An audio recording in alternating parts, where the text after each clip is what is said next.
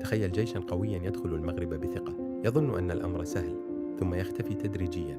لماذا؟ لأن المغرب ليس ساحة مفتوحة، بل فخ معقد.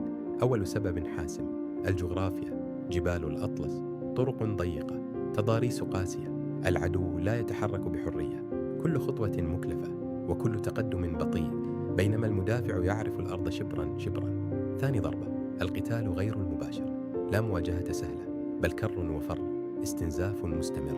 تضرب ثم تختفي، تجعل العدو يقاتل دون أن يرى خصمه بوضوح. ثالث عامل: المجتمع، ليس جيشا فقط، بل شعب يتحول إلى مقاومة.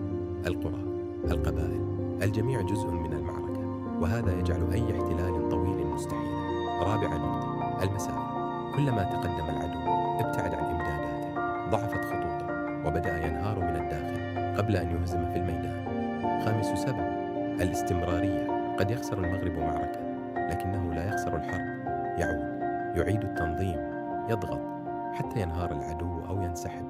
وفي النهاية، نعم، فشلت محاولات الاحتلال، ليس لأن المغرب لا يهزم، بل لأنه لا يستسلم، لأن الأرض والناس والطريقة كلها تعمل ضد أي غزو.